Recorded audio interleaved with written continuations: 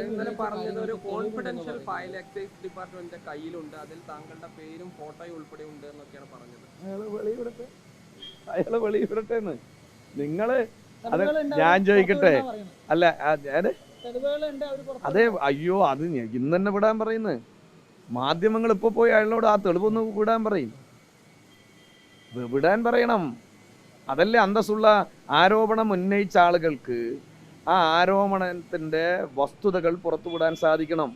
അല്ലാണ്ട് വെറുതെ ആരോപണം ആകാശത്ത് നിർത്തുകയല്ല വേണ്ടത്, ആകാശത്ത് നിർത്തുകയല്ല വേണ്ടത്.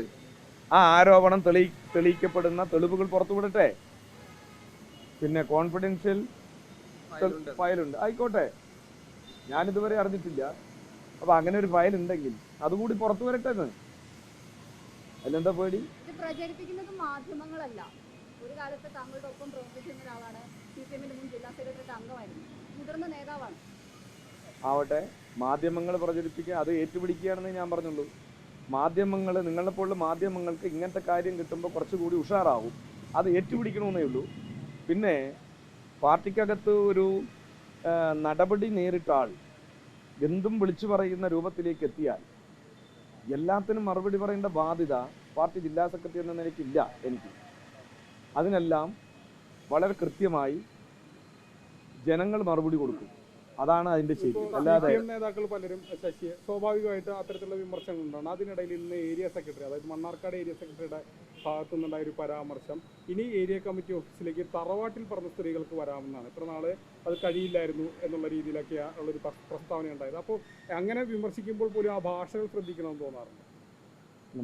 ഞാൻ ഇന്ന് രാവിലെ ഒരു ചാനലുകാർ വന്നപ്പോൾ ഞാൻ പറഞ്ഞു, പാർട്ടിക്ക് അകത്തുണ്ടാകുമ്പോൾ പാർട്ടിയിൽ നടന്ന ചർച്ചകളും ഓരോ ഘട്ടത്തിൽ ഓരോ സഖാവിനും വന്ന കുറവുകളെല്ലാം ഞങ്ങൾ പാർട്ടിയുടെ സംഘടനാ രീതിക്കനുസരിച്ച് ചർച്ച ചെയ്യും, തീരുമാനങ്ങളെടുക്കും.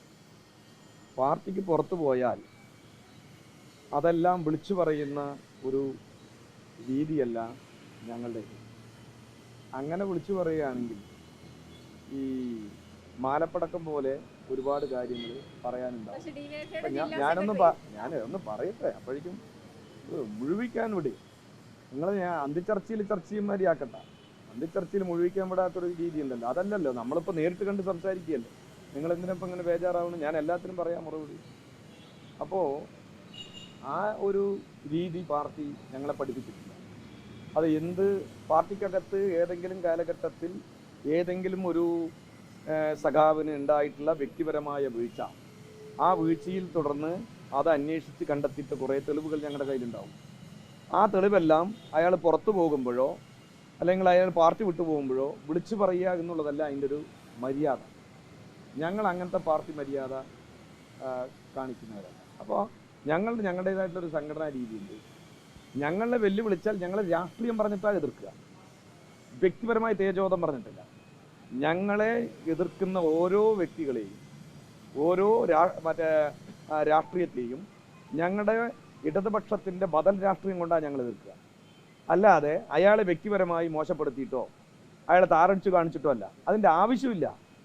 അങ്ങനെയാണെങ്കിൽ ഞാൻ പറഞ്ഞല്ലോ, അങ്ങനെയാണെങ്കിൽ ഒരുപാട് മാലപ്പടക്കം പോലുള്ള കാര്യങ്ങൾ പറയാൻ ഞങ്ങൾ കയറി ഉണ്ടാവില്ലേ?